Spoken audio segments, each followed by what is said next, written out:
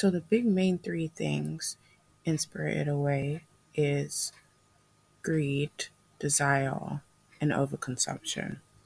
Um, I recently watched Spirited Away again for I don't even know how many times, probably the millionth time. On the I've checked my letterbox, but on the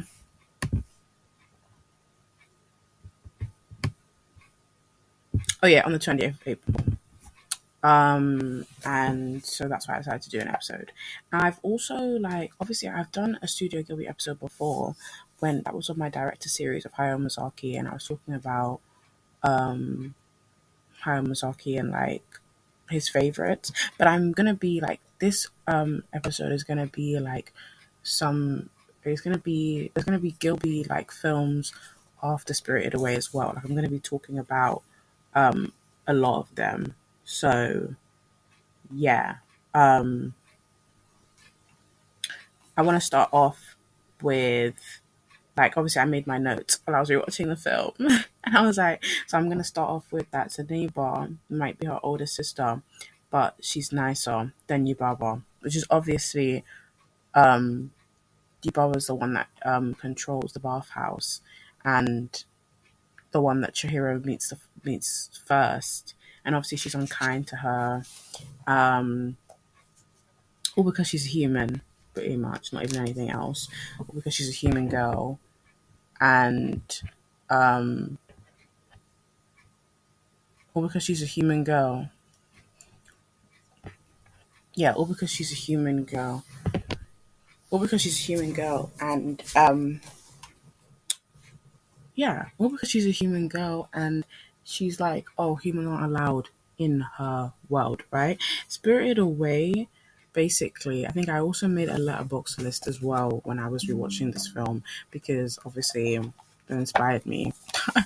What happened in it was that I made this list where it's called um through through through the door slash other side. So it's kind of just like a letterbox list that talks about, I mean, that has films in it that are about like that are about where you're going through a different world, basically. I should also probably put because obviously Alice in Wonderland's in that letterbox list, but I should probably also put um Through the Looking Glass in there as well. I know that Through the Looking Glass is not I know that it's not better than the first one, but um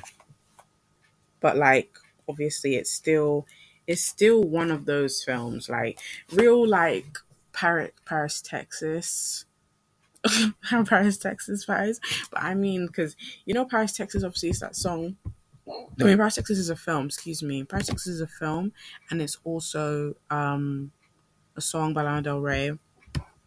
And I feel like Paris, Texas is also very much um escapism, and yeah, I even recently even made a what's it called? I made a Spotify playlist actually, not in regards to Spirit Away, but I made a kind of one that's kind of it's the place is called You've Been Walking. It's kind of just like a playlist which fringes on the terms of escaping and um like terms of escaping and going on to another and going through another world, because obviously Chihiro was supposed to be going to a new school, right? But then they're on a car trip, and then all of a sudden they encounter the tunnel, and they go through the tunnel, and then on the other side of it is that they just thought, oh yeah, this is just a random tunnel. But then what happens is it's a whole other world on the other side of this tunnel where it's loads of what's it called? But it's basically just monsters living there. And that's how Chihiro encounters No Face, Yubaba, Kamaji, and you also have the woman as well that works there as well. And then you also have Haku as well. I mean, basically she meets Haku first.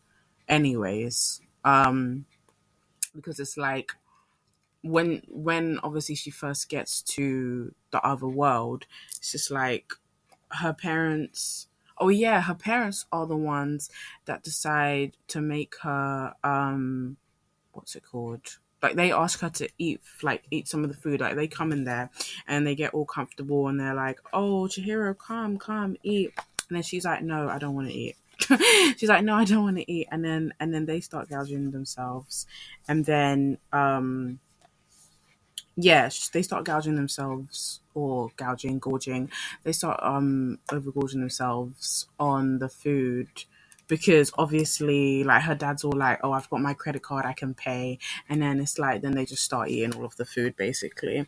And then it comes to it where they obviously start eating a lot of the food and then they turn into pigs because it's like obviously pigs eat, like, you know what I mean? Like pigs, you think greed, like you think pigs eat loads of food. Um and yeah, so you think that pigs eat loads of food and they and that's why they get turned to pigs. But they get to obviously we come to realize that they get turned to pigs by yeah, Yubaba. I mean, is it Yubaba? Yeah, no, yeah, Yubaba. um yeah. So you get you so she gets yeah, she gets turned. Her parents get turned to pigs by Yubawa, and then obviously, yeah, because it go oh because she meets Haku first because he's like, oh yeah, you can't be here when it turns to night, and then she doesn't leave, and then obviously all this stuff that happened to her where she's like, oh, she's gonna disappear because she's not supposed to be there, and then Haku helps her, but then Haku's also like chained and imprisoned because he's like Yubaba's apprentice or some kind of thing or the other. Like he's just under like her spell somewhat. I mean, I'm also going to be reading bits from Miyazakiworld by Susan Napier. It's a book that I've been reading for a long time because it's about Hayao Miyazaki, and I have not finished it, but I obviously got onto the chapter Spirited Away, and it's like so uncanny, so coincidental. I was like, now we can actually use it in this episode. We can talk about that.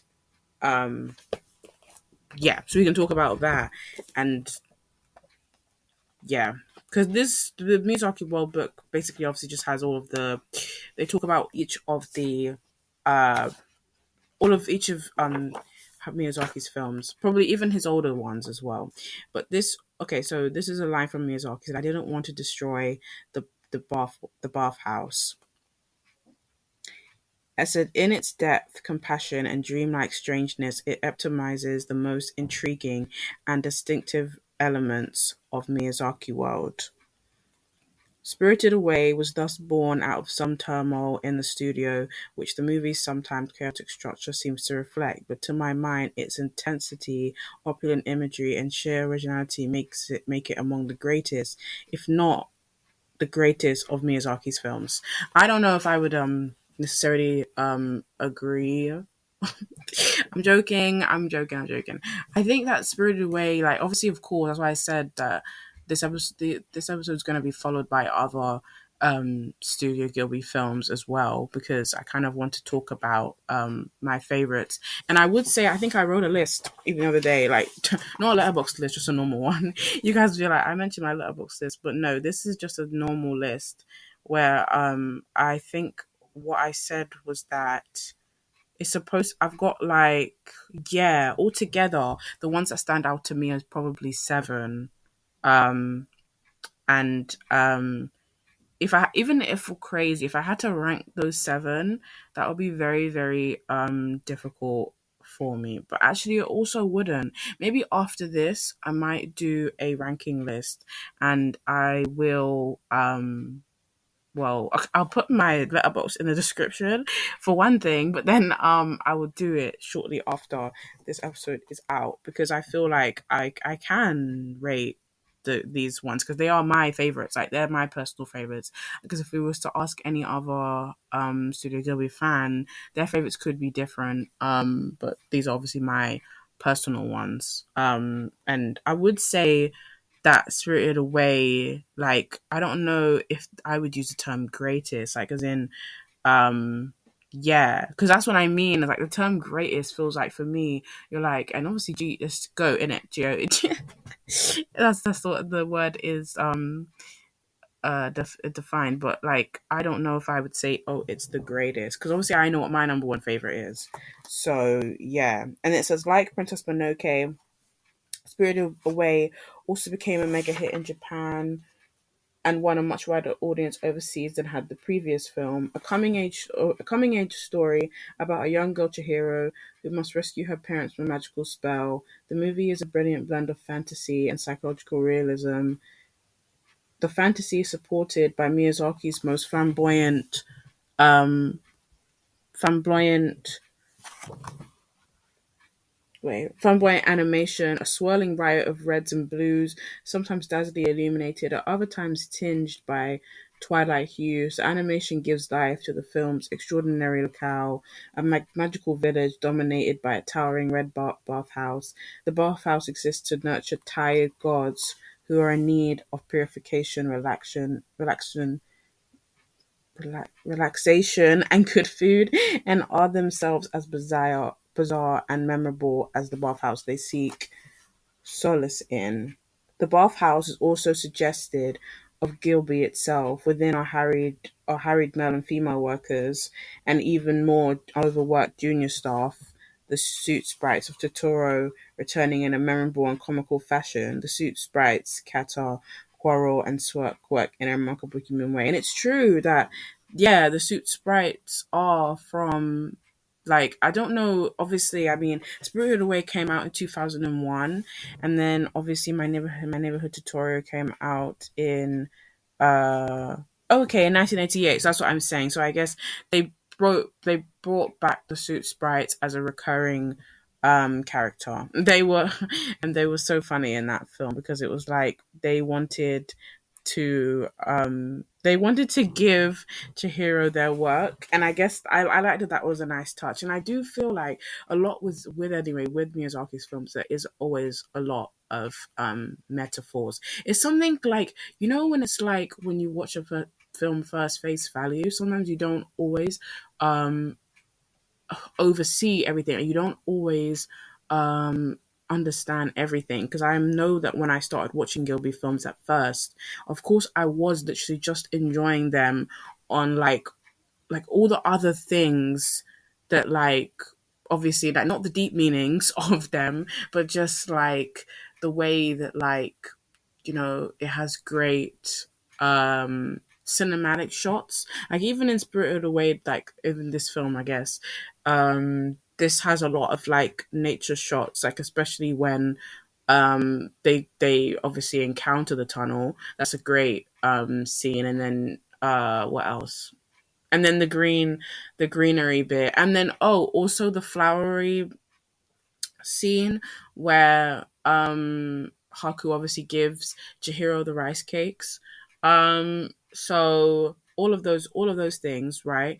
I think I used to look at the films in those way, but then I feel like Miyazakiworld, this book in general, has helped me to like to pull back the layers, because I realized that when Miyazaki makes films, and I guess I should have known it though, but it's like when Miyazaki makes films, he's definitely always personifying them, and he's always making them to relate to the people in his lives. Like it's not even a thing that he's just making them for that. And I think that's why he tries to say and push forward that his work is not like it's not necessarily for children all of the time. Of course, because it's animated, they want to put him in that box that it's for kids, but his themes also have to be like looked at like on a deeper level. The only mature audiences can really understand. Even though when I think about a film like Ponyo, I'm like, Ponyo doesn't really have much I don't know, it doesn't have much like deep metaphorical themes in it, because it's literally supposed to be like, it feels like obviously it's just similar to like Pinocchio in terms of like, like Pinocchio was wooden, he wanted to be a real boy, and Ponyo was a fish and she wanted to be a real girl. And then obviously she encounters uh Sasuke or something. Yeah, I feel like the last time I did this episode I got that name wrong, but I feel like it might be Sasuke. But anyways, yeah, so I feel like that with Ponyo, I guess that one is more like a very like, I would say, yes, very, very fictional. But then I mean, the rest of them all have like a lot of like deep themes and meaning to them, which is obviously on the bit that I was at while reading that. Yeah, the junior staff are the suit sprites, and that obviously like, you get overworked and you want to put down your work onto somebody else, and that's pretty normal. And then so next bit is the management is even more distinctive. The head of the bathhouse is Yubaba. Did I say Yubaba before, or did I meant to say her name wrong? Hold on. No, I didn't. So Yubaba, yeah, a powerful witch who can be cantankerous and exacting with her staff, as she is oily to customers. Um, Oh yeah, her enigmatic henchman is the handsome young boy Haku, who we eventually discover is a river spirit who came to learn magic from Yubaba and ended up being trapped by her. And then finally, at the very bottom of the bathhouse lurks Kamaji, the many-armed boiler man, without whom the entire business would come to a halt. Miyazaki has humorously suggested that Yubaba is actually Suzuki, whose workforces allows him to leave the studio on interesting errands. Later, he acknowledged that Yubaba may actually be a hybrid of the two of them. Um, and that given Miyazaki's tendency to explode and then apologize, it is quite possible that Yubaba and Zenoba manifest the two sides of his personality. Furthermore, Zenoba's fairy tale thatched cottage may represent Miyazaki's yearnings for the thatched hut of the medieval hermit Kamoi no Kamoi, combined with his youthful longing for Europe. He suggests, Miyazaki's admirer and follower, the director Hideki Anno, he suggests that it is Kamaji the Boiler Man who served as Miyazaki's rueful fantasy of himself. Without Kamaji's constant labor, the bathhouse would collapse. Furthermore, it is Kamaji who introduced the younger human girl Chihiro, the movie's heroine, into the bathhouse and starts her on her adventures. Um, Kamaji or not, Miyazaki needed every ounce of energy and assistance he could find in the making of Spirited Away. Drawing on his own psyche, he created a work that is beautiful, moving, and spectacularly imaginative, and also outrageous, grotesque, and disturbing. Um, this is a piece that he said to an interviewer. As he said to one interviewer, when working on Spirited Away, I frankly felt like I was lifting the lid on the areas of my brain that I wasn't supposed to expose.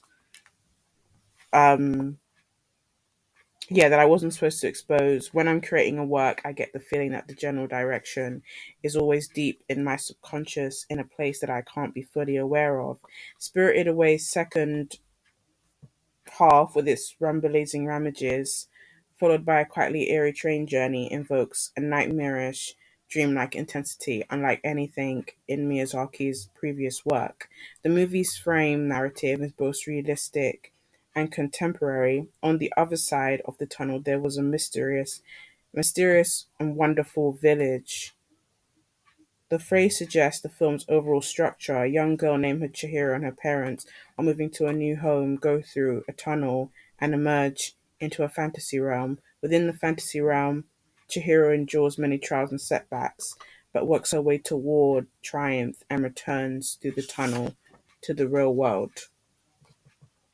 So, and then, oh yeah, the term for she, because this was a bit that actually I was going to touch on, because this was obviously to do with Alice in Wonderland, has connotations of the weird or strange.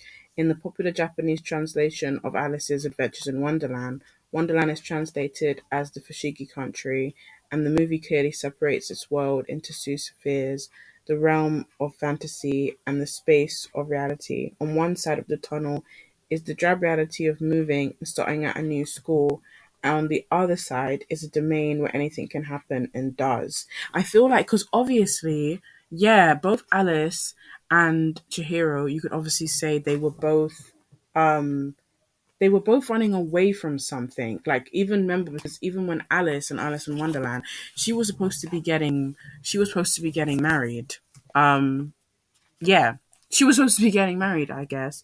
I remember in the film. And then what happens is she obviously chases after the, what does she see, the rabbit?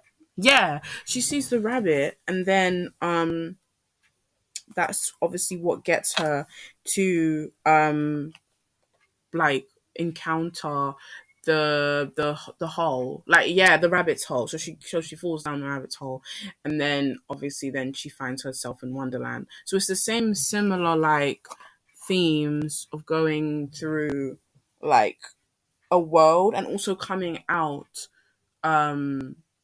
changed. But I think, yeah, this is what I mean. It's like in escapism.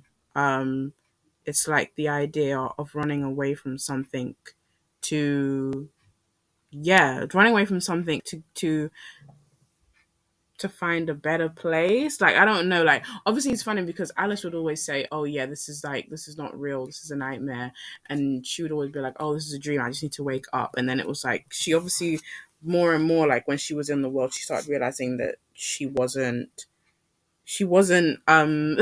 like, she was like, it wasn't fake, she was actually generally there. Like, I guess it's funny because we know that in Alice in Wonderland she only realizes that it's real um like only when she has to fight the dragon. Other than that she's talking about like that she was in a dream the whole entire time, and she's like, it doesn't matter, you're in my dream. And we're like, no, like, there's no dream here. You're actually here, like, properly. Like, you're actually here, like, you have stuff to do, and like there's actually important stuff that needs to be done. But yeah, and then I think, oh yeah, what I was gonna say again to do with Alice as well, Alice in Wonderland, it's like when you I think that scene, the one where Chihiro starts leaving the tunnel, is supposed to be like, yeah, someone must have like leaving the tunnel and memories slipping away, and you could see that with how Chihiro was walking. I think I've heard that before as well. I mean, when I've heard people break down the film, probably I think they said that it was supposed to be a thing where um, Chihiro was like walking so slowly because she was also probably clinging onto her past memories of what she just encountered in the other world, and then of course when she comes out of the other world, like, all the memories are gone. I think that's even supposed to be what's similar to like the next one of Alice in Wonderland, I guess, of Alice through the Looking Glass. She kind of when they meet her in the next film, it's like, I guess she remembers, but she also didn't as well at the exact same time. Which was crazy. But anyway, back to my list as well. Obviously I put Spirited Away in there, and I obviously, yeah, I only made it 2 days ago. So I put Spirited Away in there, Alice in Wonderland, Coraline's also in here, and Pan's Labyrinth. But I need to add To the Looking Glass as well. But yeah. Um Obviously, those three other films. I mean, we've already touched on Alice in Wonderland, but then Coraline, of course, we know it's literally the same exact thing, isn't it? But then if we say, oh, was Coraline running away from something, we wouldn't. I feel like yes and no, because the thing when I always think about Coraline and like breaking that whole like thing down, it's like she I don't know, she wasn't being noticed by her parents. That's number one. I think that's something that Miyazaki also touches on in this chapter as well, actually. Yeah. Yeah, he touches on that in the bit as well. Um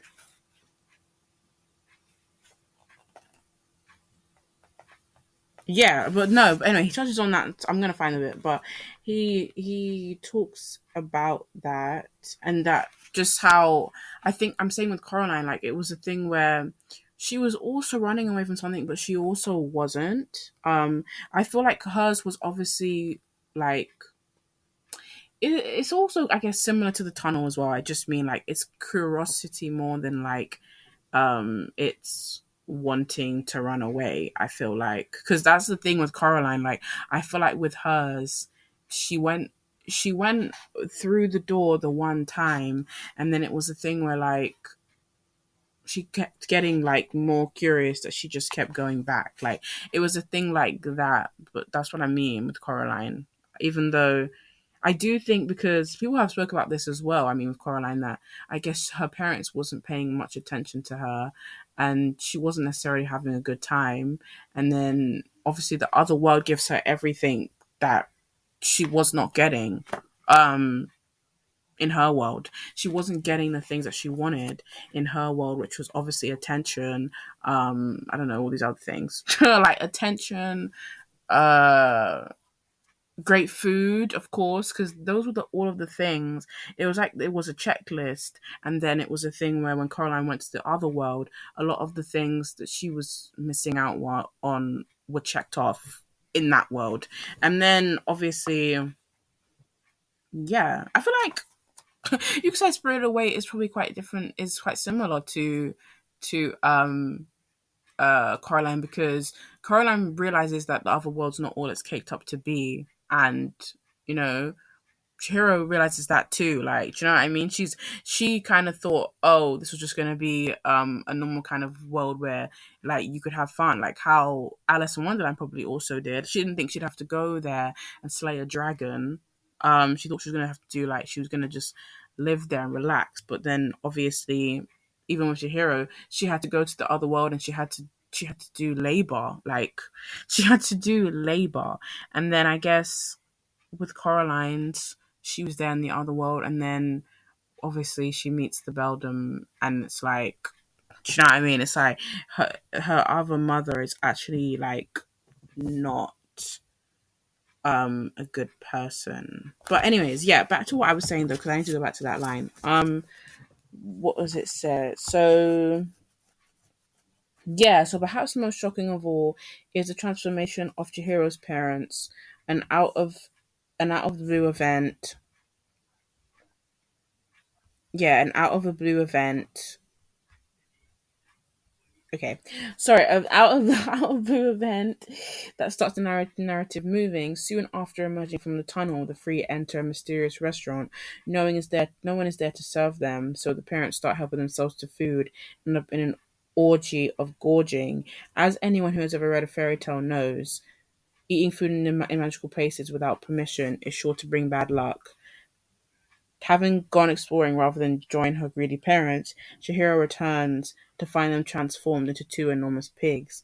Lurching off their stalls, they fall comatose at her terrified feet. Later on, she will discover her meta, meta, metamorphosed parents imprisoned in the sty, apparently slated to be turned into dinner for their bathhouse Desians. The parents' transformation is generally terrifying and is meant to be so.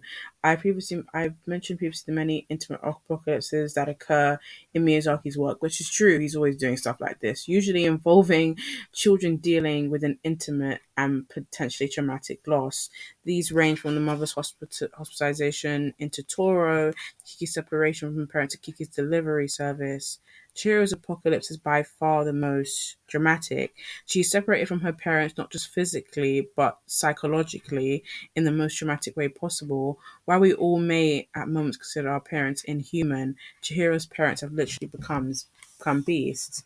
It is left up to Chihiro to save them by seeking employment at the bathhouse, the very place that cast a magic spell on them. Quaking and shaking, Chihiro enters the bathhouse to confront situations that at times will alienate and isolate her, but that will ultimately transform her into a stronger and more mature individual.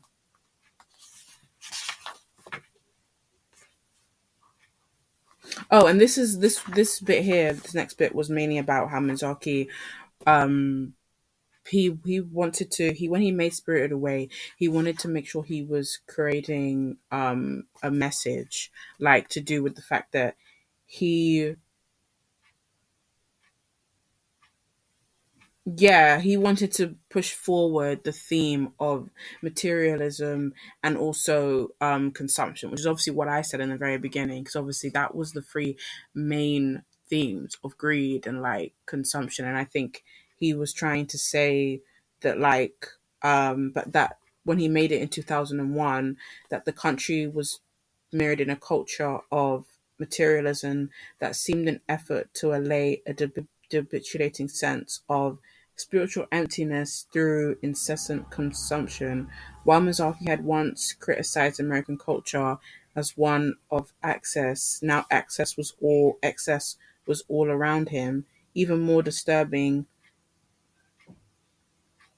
yeah, because then it was. This is the whole thing where he talks about that there was concrete destroyed forests, poured over beaches and mountains, and dammed up virtually every waterway that still flowed freely. And that obviously this is just him talking about the fact that like I feel like what we could call it is what do they call it? What's that term I'm looking for? Um you know what I'm thinking, but you know the word like uh G,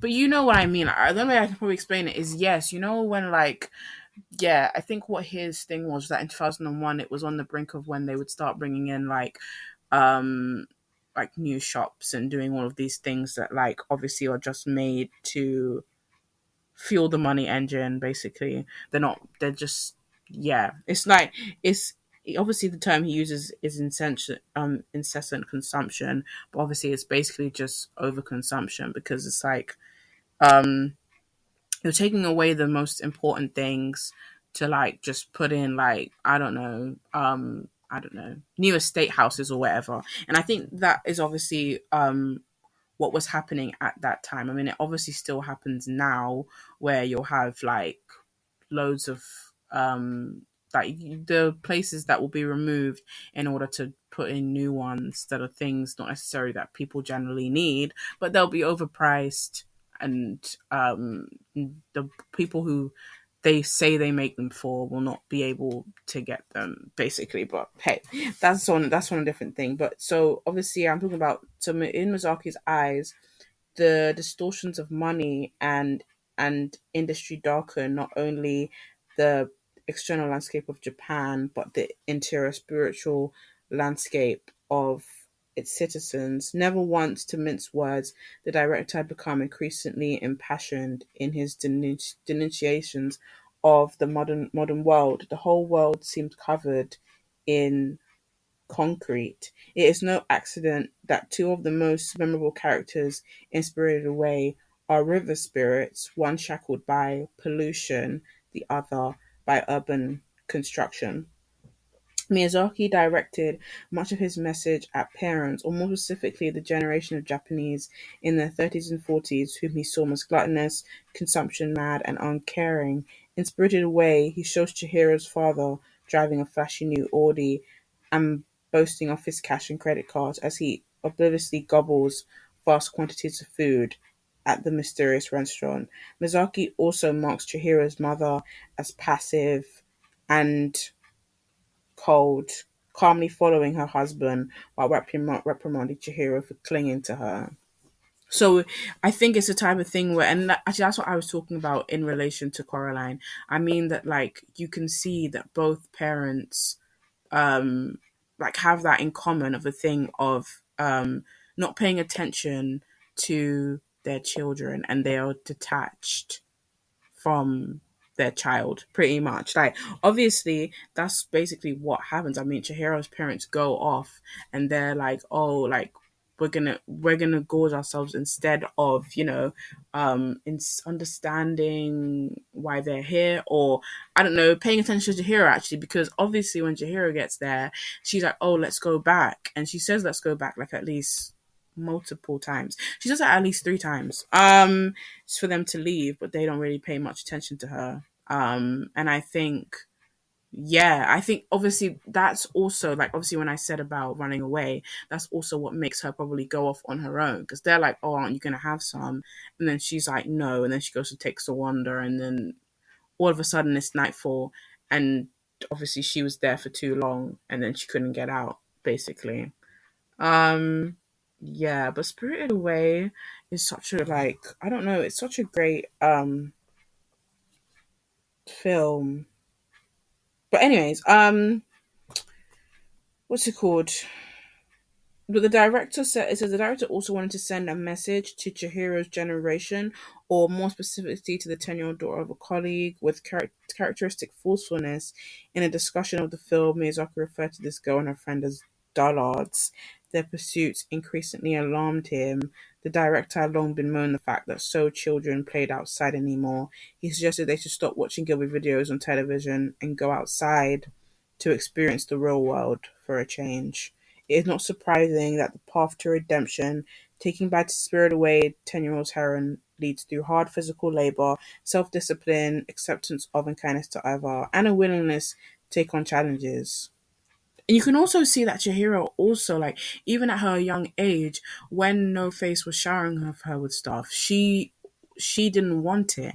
You can see that she is yeah, she's at an age where she's been untouched by greed. Like, obviously, that part that I read about the fact that Miyazaki wanted to send a message to the older generation is the fact that he was saying that they were all like swept up in money, and they had the wrong ideal. But you can see that Chihiro, as a child, she's like, no, I don't want that, because obviously No Face wanted to give her food and gold, and that she didn't want any of those things.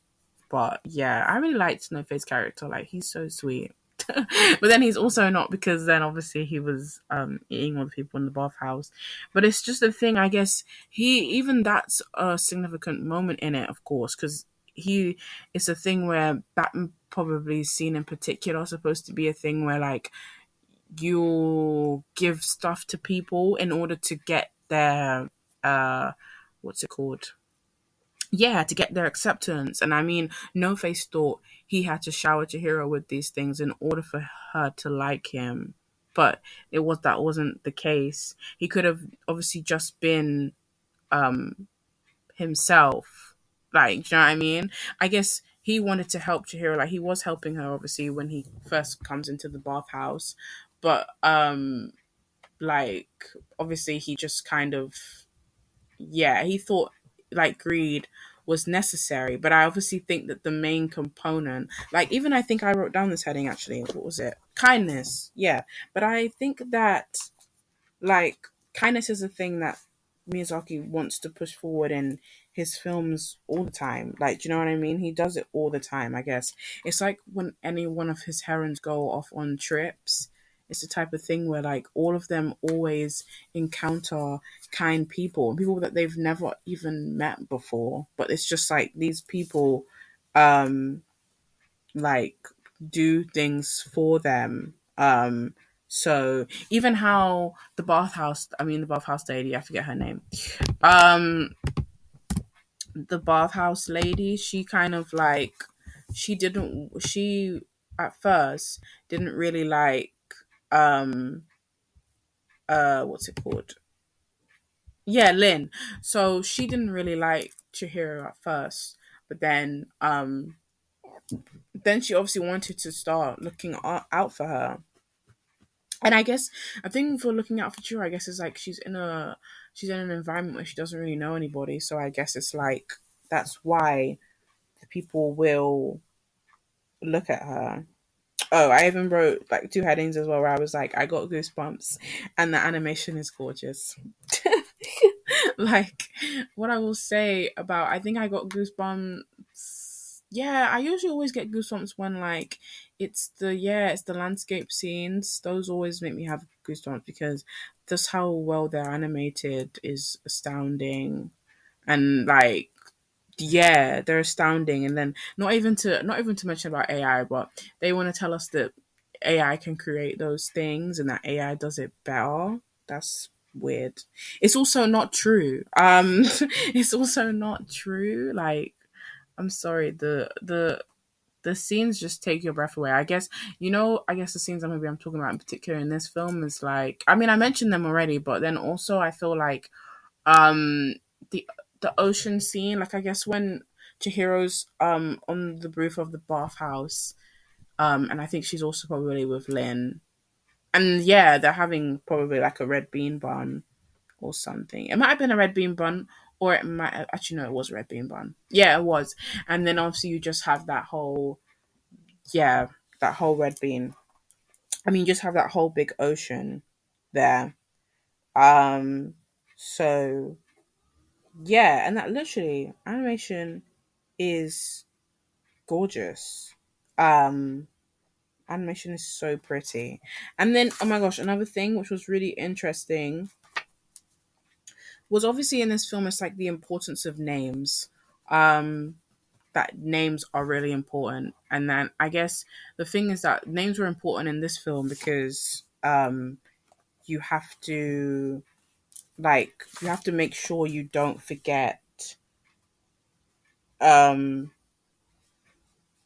that you don't forget your name, because obviously you Barbara, when you get there, she has the ability to she has the ability to change your name. And I think because your name gets changed is a thing where your identity your identity goes more far away from yourself. And I think it's even how in the very maybe very beginning of the film, actually, like Chihiro was already forgetting her name, even just after being given her name only a few moments ago. Like, obviously, Baba gave her the name Sen, and then in the other next scene or so, she's already like, oh, like Chihiro, and she's like, right, that's my name. And it's like, yeah, like make sure that you remember it. Like, do you know what I mean? And then she obviously remembers her name a lot, but I think it's the thing that she wasn't supposed to be there because she's a human. So it's like, and I think it's also the way that Yubaba is like the way that Yubaba runs the bathhouse, which also obviously was involved in that of being able to make sure that you can like make it gives you it makes has the ability to make you forget your name. So yeah, but I know that I think I really like that bit in it because I feel like names are important. And it's like, even though I don't know if people really do care about names anymore these days, to be honest, because I feel like a lot of us will change our names. So it's like, but I guess it's all about what you feel like your name should be. That's what I'm also trying to say. So oh, another thing was that obviously how Miyazaki works. Um how he works as a director. I think that was something that they already mentioned, because they mentioned about the fact that that's why he said he thought that the character that resonated with him, or that he felt like he was Kamaji, because obviously Kamaji is the glue in the bathhouse. And if Kamaji wasn't there to do the hot water in the bathhouse, then the bathhouse wouldn't be able to run. And then um I think what reminded me was that Miyazaki very much is a he's a perfectionist. And I've seen that obviously in his documentaries a lot of the time, because it's a thing where he always wants the art to be of its utmost quality. And he'll always obviously say if he doesn't like that or not. And I think it's even back to the AI thing. I guess I think people have obviously said, or people were using that clip of where they were talking to Miyazaki about the concept of AI, and he was like, no, I don't, I think AI is a Yeah, he said AI is an insult. Um and that was the clip that he was saying. But I think that like you can tell that like Miyazaki runs a tight ship though. Um and that I think that's why they said like it says that yeah, he said he was Kamaji, but I think they were like but I think somebody said um yeah, or he was saying that he was or which one did he even say that he was though? Yeah, I think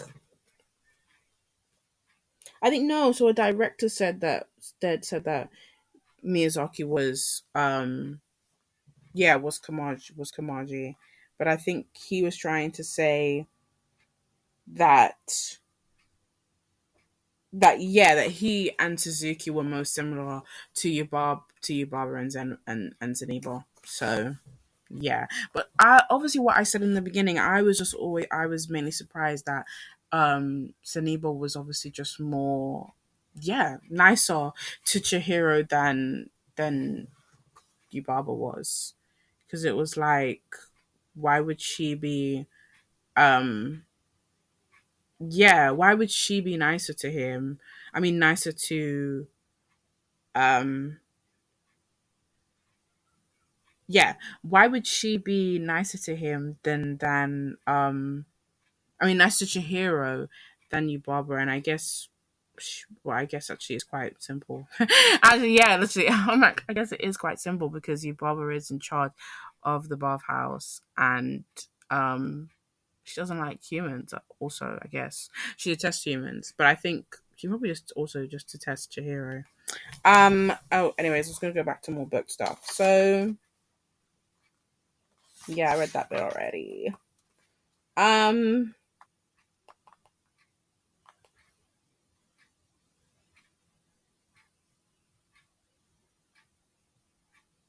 Oh yeah, this is about how to do with the bathhouse. That to create the bathhouse world in which Chihiro labors, Miyazaki reworked elements of old Japan and the new affluent Japan. That he drew inspiration both from traditional bathhouses scattered across Japan and from a modern flamboyant wedding place in Tokyo, the Meguro Gojin. And he based the wonderful and strange village encircling his bathhouse on an open air architectural museum of pre war buildings in the Tokyo suburbs near Gilby that the director loved to visit. And then, as with Totoro, he seduced viewers with emotionally resonant images of a lost Japan combined with contemporary references. The bathhouse symbolizes centuries old traditions of cleanliness and purification now used to revitalize the extorted gods who no longer seem welcome in the contemporary world. But yeah, I mean, I could talk to you guys about this book for ages. But what I will say, I feel like final thoughts, final notes, is that I feel like yeah, like Spirited Away just does have a lot of yeah, important like obviously like I mentioned the themes already, but I mean like it just has a very important distinctive message. Yeah. Has a very message. And then also the obviously the other day when I rewatched it, I watched it in sub, and I'd never done that before. But it and I felt like this like sub gave it something that I don't know that I hadn't obviously I hadn't realized before. I think what I was saying to people though is that like obviously Studio Ghibli does do good dub though. That's the thing because they always get great actors to do the dub, and usually it's people that we know. Like it's yeah. Oh, okay, so this bit I want to talk about this bit as well though, because it's about No Face. In addition to the bathhouse workers and management are the varied spirits who visit, most notably the black robed creature No Face. No Face plays a dominant role in the film's second half, his protein weirdness, suggesting not simply fantasy monstrosity, but also the alienation Miyazaki saw everywhere among young Japanese. More universally sympathetic is Chihiro, who evolves from dullard to competent young girl. I want to know what dullard means. So actually, like, do you know what I mean? Sorry, you what we do as well. Like, why is it we're just gonna use words we don't know what they mean? Oh, so a slow or a stupid person. Wow, Miyazaki, he was so harsh. He called those teenage girls dullards because he obviously was just trying to say that all they do is watch TV. Anyway, he clocked their tea. So to come to young heroine, Miyazaki described her as an utterly ordinary young girl, and at the movie's beginning, her whiny ways and bratty behavior contrast significantly with even his most realistic heroines from earlier movies, such as Kiki or Suzuki. In the complex world of 21st century Japan, such an ordinary character who still managed to triumph from against the odds might have seemed particularly appealing. Even by Miyazaki's somewhat elastic standards, Spirited Away was an unconventional piece of filmmaking, producing blood, sweat, and tears at Studio Ghibli. Miyazaki describes his staff as crumbling by the time work on the movie finally ended. Um, the director Hideaki Anno, when discussing the film, spoke of its Asian look, especially its flamboyant colors and architecture. In truth, the movie is a visual hodgepodge that includes Western, Asian, and traditional Japanese elements. Its final third is partly a homage to one of Japan's best loved fantasy stories. The movie somehow weaves all these factors together to create a seamless filmic experience, but it almost didn't. So I guess what he was trying to say about No Face was that what's it called? Is that because obviously she accepts No Face for what they are or whatever because they're a spirit, and I guess that's her morphing into like a better person and um moving into a better person and showing compassion to somebody also who was isolated, because obviously we meet No Face and he was really lonely, and I think because of the type of creature or spirit that he was, he was pretty much an outcast if we think about it. Hold on.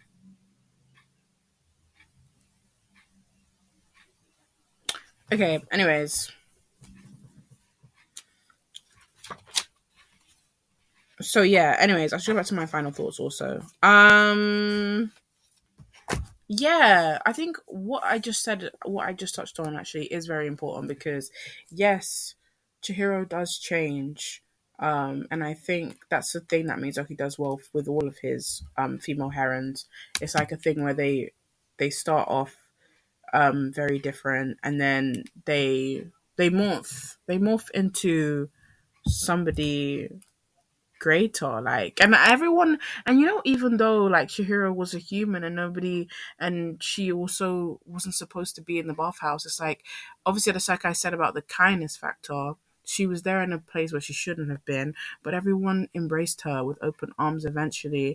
And then a lot of them, they didn't even want her to go. Like, I mean, at the end of the film, they didn't want her to go. And that reminds me also of Alice in Wonderland, because obviously they never wanted Alice to leave them after she finished slaying the dragon. So yeah. Watch Spirited Away, and I'll see you in the next one, like of this edition, well, I guess, which is what's it gonna be? I think it's gonna be obviously, as I said, it's gonna be another Studio Ghibli film. But I think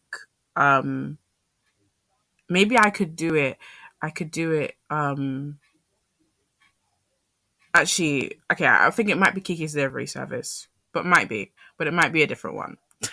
just yeah, just keep your eyes peeled.